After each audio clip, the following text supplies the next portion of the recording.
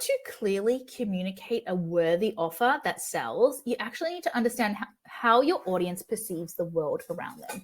So gone are the days of needing to know your ideal client avatar. It's not about knowing that your person's name is Courtney and they're 35 years old and they have blonde hair, right? Like, we don't need to know any of that information. We don't need to know whether they have cappuccinos or lattes or long blacks.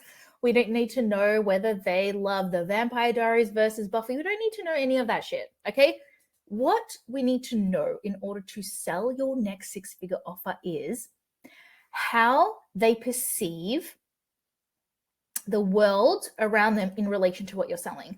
So the way someone perceives everything around them, so their experiences, their upbringing, their perception, the way that they interact with the world, how they relate to what's going on around them, it's called their worldview, okay?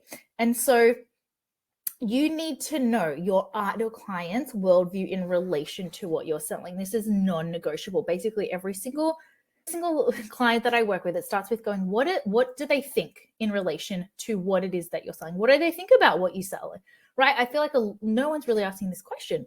What do your clients think about what you're selling? Right? Because on top of having a worldview that kind of shapes how people interact with the world and make decisions like buying decisions, your audience also thinks. We're thinking people, we're humans, it's what we do, right? You need to know what they're thinking about when it comes to the offer, because their thoughts are shaped by their worldview. So the easiest way to understand someone's worldview is to understand their thoughts about your offer specifically.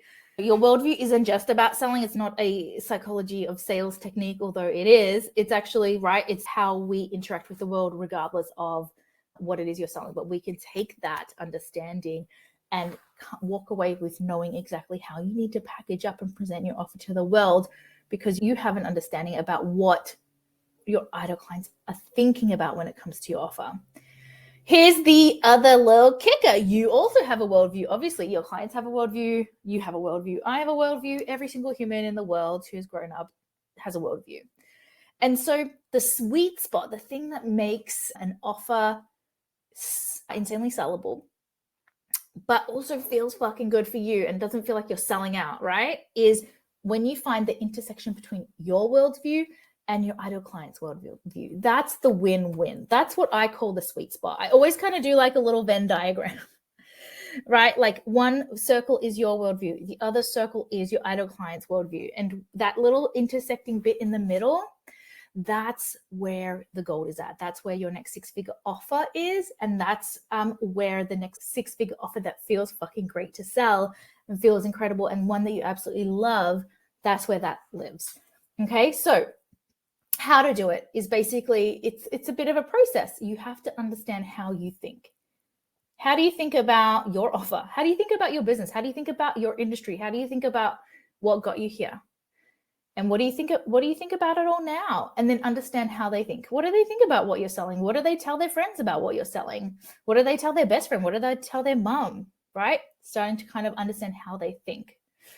And then finding the place where you both think the same things. Okay, this is kind of like this worldview work not only will help you in how you package and present and pitch your six-figure offer, but it will give you endless supply of messaging for the rest of your days if you go through this process, okay? So that is step one, not to be ignored. This is the basis for everything, okay? This is not about doing an ideal client avatar worksheet. No.